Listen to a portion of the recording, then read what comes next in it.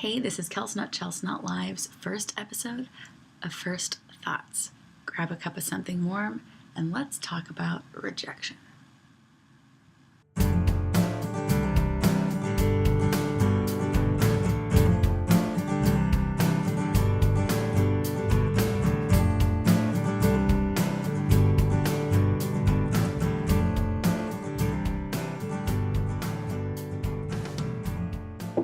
Hey guys, thanks so much for coming back to my channel. I am really excited to, try something new. I've been so inspired by somebody you probably know named Kim Chance. So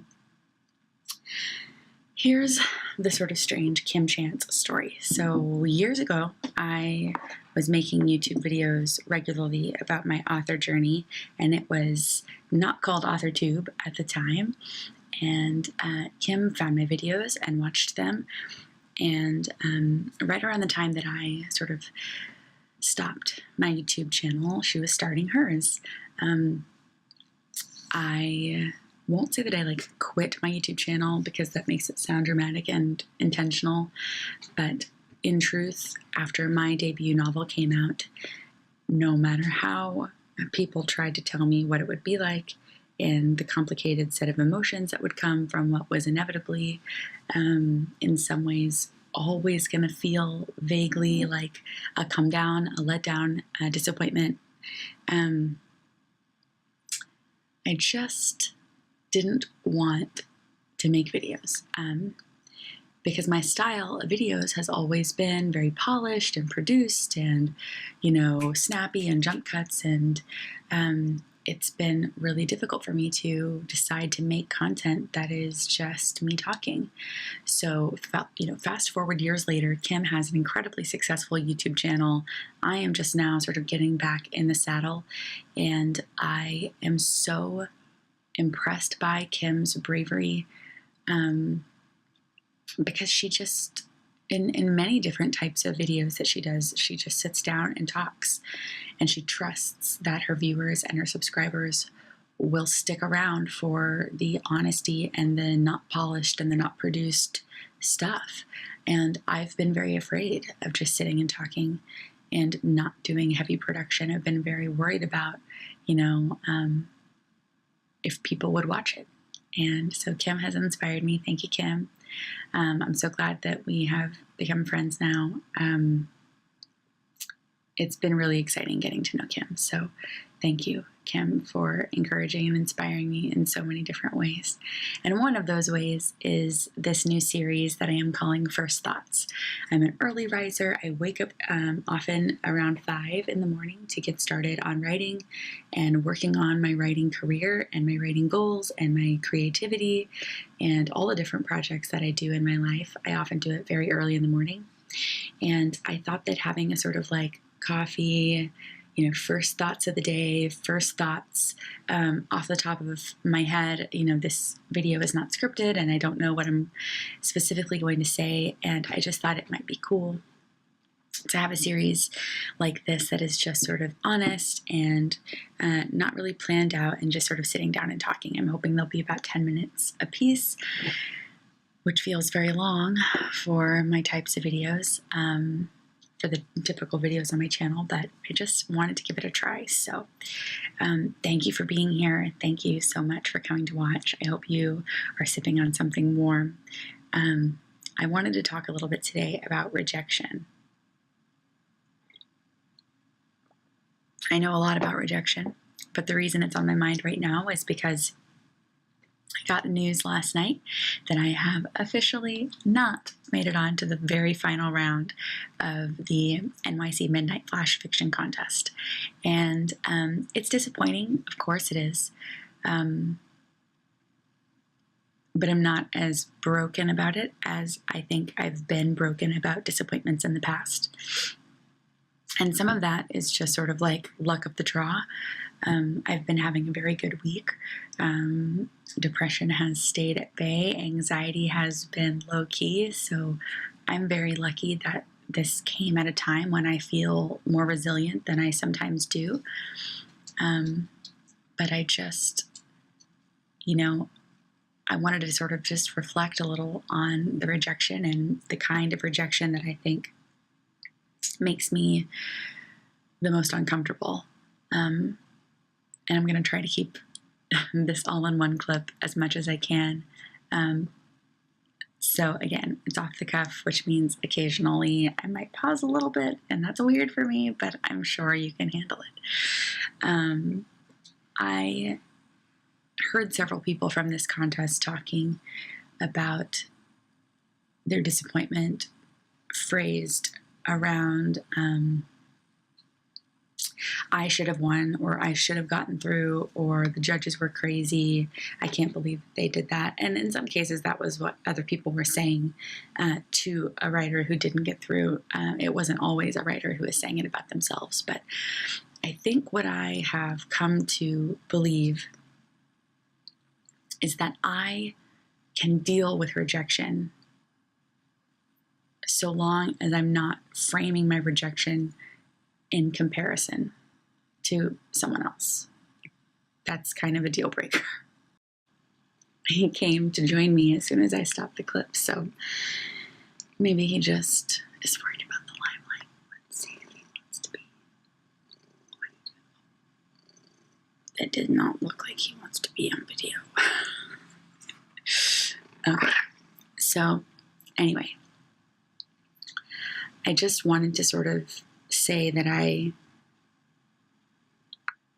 don't ever want to imply that my not getting the thing that I wanted, my story being rejected, my query for a novel being rejected, I don't ever want to make that feeling of rejection be rooted in comparison. I don't ever want to say I should have made it through because mine was better. And I don't ever want to say I didn't get through because someone else's was better. Because I think for me, the thing that I'm starting to finally get my head around as a writer is that I have to be happy with it myself. And when I really truly am honestly happy with it, when I have really done the work, it is so much easier to say, they didn't like it, but I do. And they didn't want it, but I know that it has value anyway. And when I have taken shortcuts, and when I have sort of skipped parts of the work, when I have cut corners, that is when I have found I am more likely to have bitterness in my response to rejection. Now, sometimes you do all of the work, you throw your whole heart into it, and it still gets rejected. And that's really hard. But I would rather feel the discomfort and disappointment of having something that I absolutely know is on the money be rejected. I would so much rather deal with that feeling than the sort of uglier shade of it because I didn't do everything that I could. And, for example, I've been querying a project for months. Maybe we can talk about it another time. My first agent and I parted ways at the beginning of this summer, and I still care so much for her, and she was such an incredible person in my writing journey. But querying again after having an agent is so hard. And I believe in the book that I've been querying. I believe it is important and valuable, and I believe that it is also an incredibly tough sell.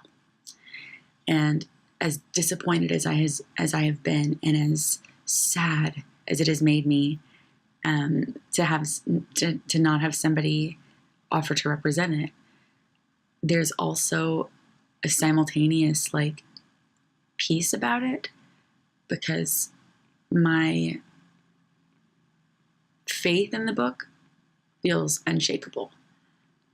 It doesn't mean that it's perfect, and it doesn't mean that if I fixed a couple of things, it might, be sellable. But my knowing that the story matters has done more to bandage that feeling than I could ever have expected. And the other thing that's made such a huge impact on my feelings about it in the last several months is I got that story idea for my next book, and I ran face first into that project. And the more excited I get about the new thing, the less I'm disappointed about the old thing, because I know that there is already a next book to query and a next opportunity. And there's something really valuable in that. Anyway, thanks for watching my first episode of First Thoughts. I would love to know what you think in the comments. Have you been dealing with rejection? Have you been dealing with rejection while dealing with depression or anxiety? I know that complicates things for me, and I wonder if it's complicating things for you. And I would just really love to hear what you have been through and how you have responded and kept your head on straight when you are dealing with the inevitability, that is rejection in the writing industry. In the publishing industry, it's going to happen. And we all have to push on somehow, even though it's so hard. So I would love to know what you're dealing with, thinking about. And I would also really love to know what you think about this sort of just casual chat. I intended to keep it around 10 minutes. It looks like I have overshot my goal a little bit, but let me know if that's a big deal too. Anyway, thanks so much. And I'll see you next time. Bye.